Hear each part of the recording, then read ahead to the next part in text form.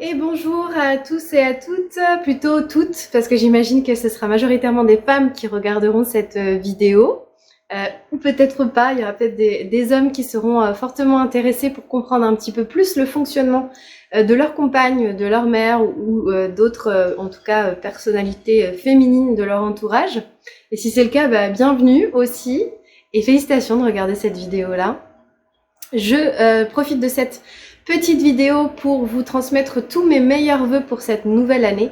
Je suis pas trop pour envoyer des vœux, bien que le contexte actuel se prête à souhaiter en tout cas une bonne santé, à souhaiter un bien-être, on va dire, et une pérennité de vos projets, de vos envies, de tout ce que vous souhaitez.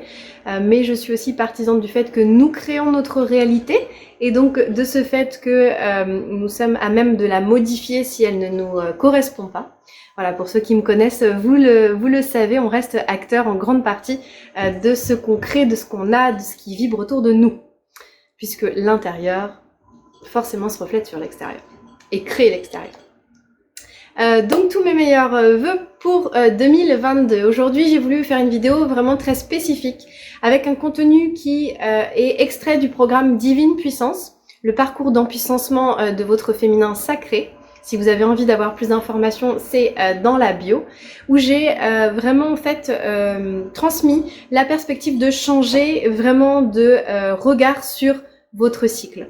On va pas du tout parler du cycle de manière purement physiologique, métabolique et hormonale. Pour le coup, cette fois-ci, ça va pas m'intéresser.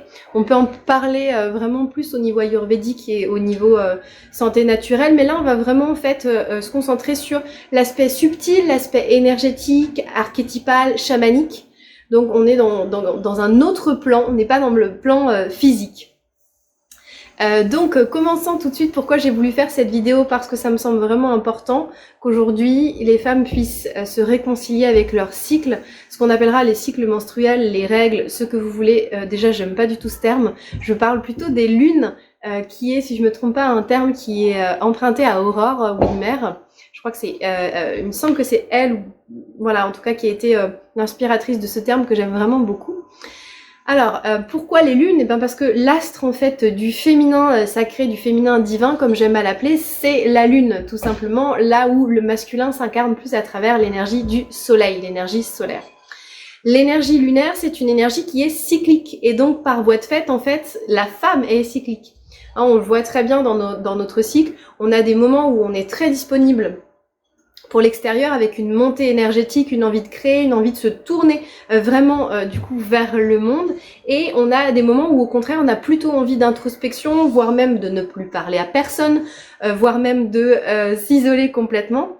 Et ça c'est quelque chose qui est assez banalisé dans notre pays, qui n'est voire même pas reconnu, là où par exemple dans d'autres pays, notamment au Japon, les femmes ont des jours pour leur cycle.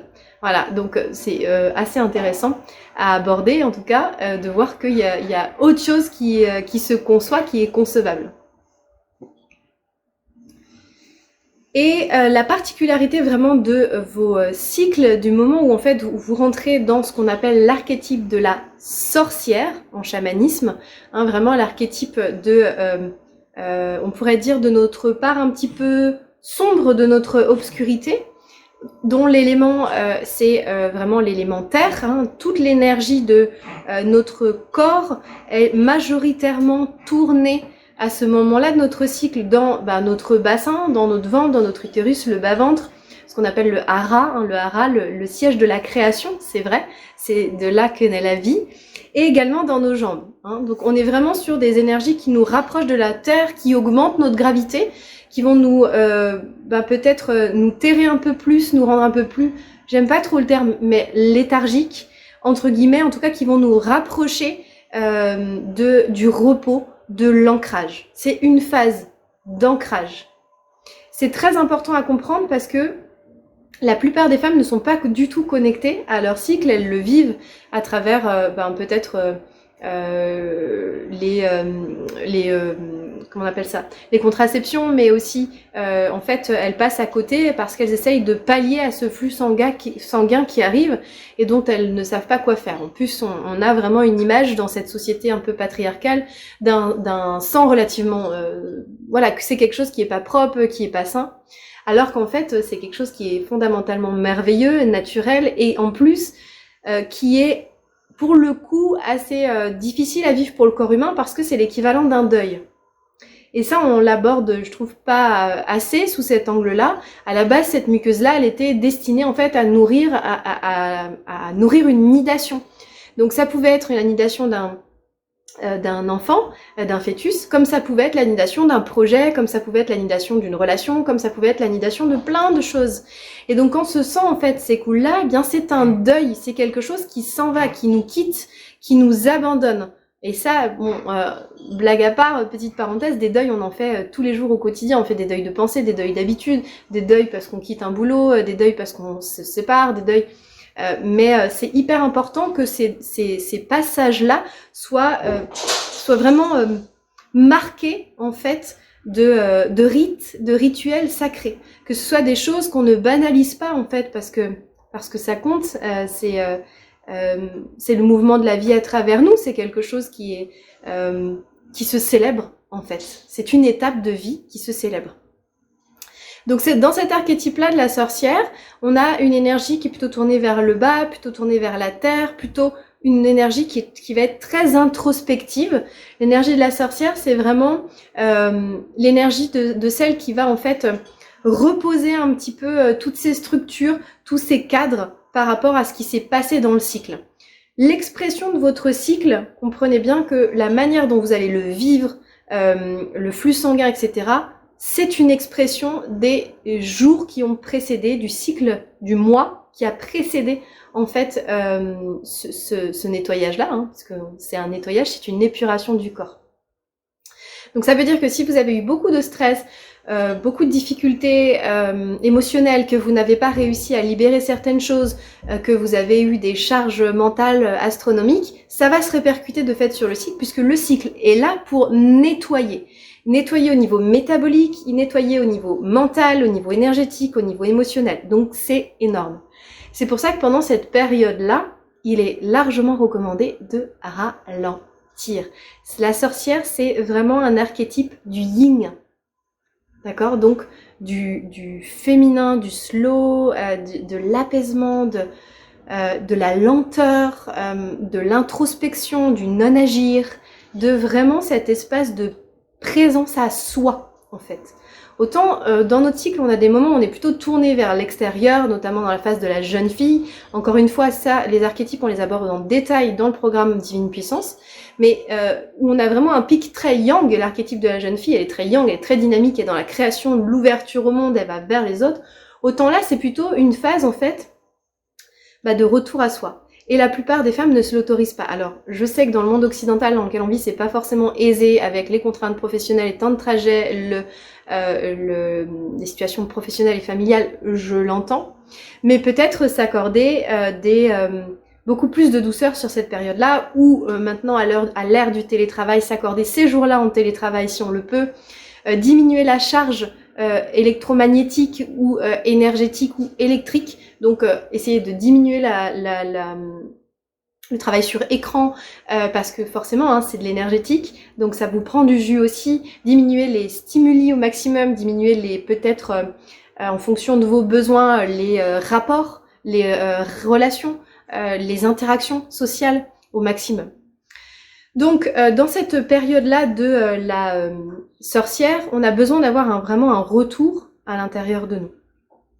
Et dans cette phase-là, ce que je voulais vraiment vous transmettre, qui me semble hyper important, c'est, ce qu'on ne sait pas la plupart du temps, c'est le moment où le voile entre le monde subtil, l'invisible, et le visible, la matière, est le plus faible, le moins en fait épais, le plus léger. Ça veut dire que si vous êtes bien ancré, que vous prenez bien soin de votre corps, en fait, vous allez pouvoir vous connecter à des perceptions extrasensorielles de manière beaucoup plus intense, de manière beaucoup plus dense. Vous êtes toujours connecté. Il n'y a pas de souci là-dessus. J'entends souvent dans mes accompagnements, moi je suis déconnectée ou je suis désalignée. En fait, on est toujours à notre place, là où on doit être, et on est toujours connecté à notre âme. C'est simplement qu'on ne l'entend pas toujours avec notre charge mentale, avec notre agitation mentale, mais on est toujours, là où on doit être, dans notre alignement.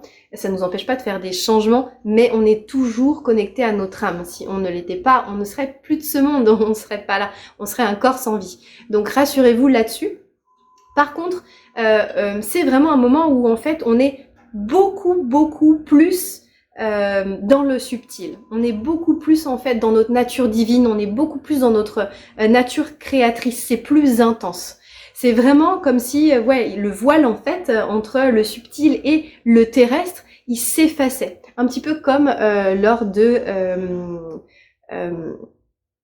je cherche le terme le 31 octobre, j'aime pas le terme Halloween, je cherchais l'autre terme, c'est pas grave, ça revient pas. Mais en tout cas, quand on est sur El Día de los Muertos, le jour des morts de la célébration, en fait, en tout cas des morts, voilà, des esprits.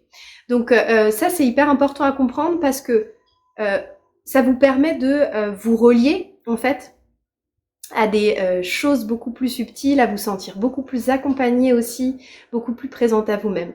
Et souvent, on ne voit pas le cycle comme ça, parce que on ne l'a pas transmis comme ça, on nous l'a transmis de manière purement cartésienne, et puis parce que la posture de la femme, aujourd'hui, elle évolue largement parce qu'on se reconnecte vraiment à notre nature yin, et donc à notre capacité à recevoir, à concevoir aussi, et pas qu'à concevoir, encore une fois, un enfant, mais à concevoir des projets, à matérialiser des choses.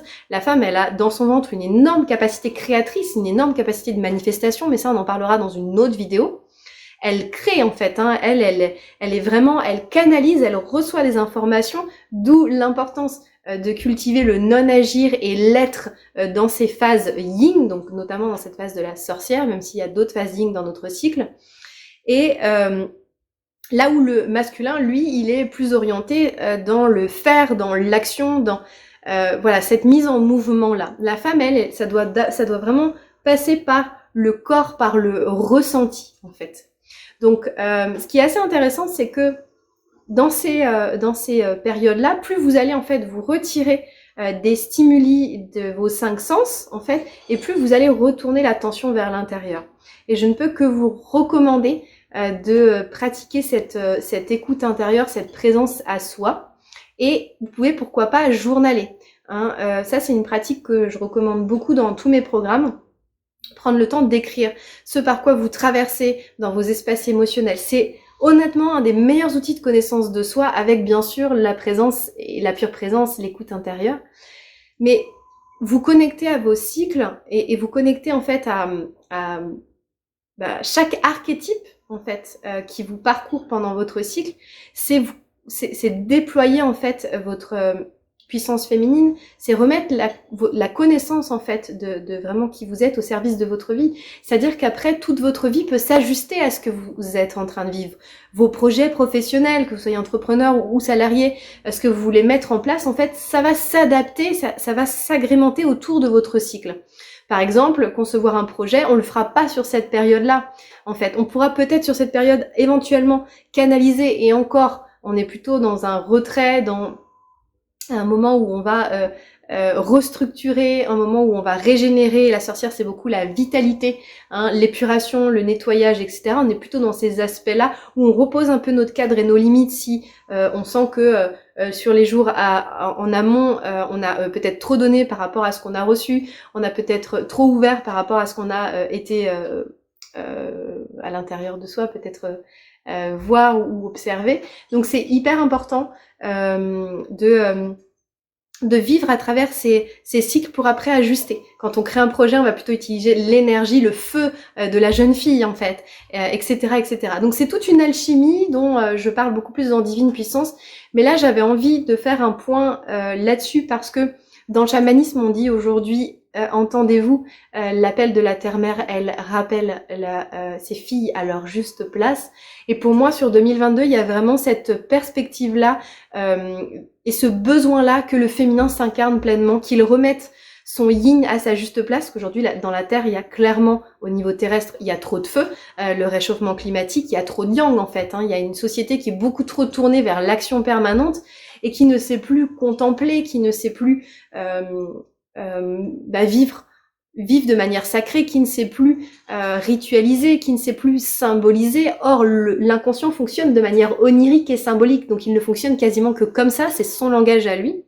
Donc comment est-ce qu'on pourrait espérer évoluer alors qu'on ne sait pas communiquer avec des entités qui nous appartiennent et qui nous sont propres, en fait, qui nous sont intrinsèques.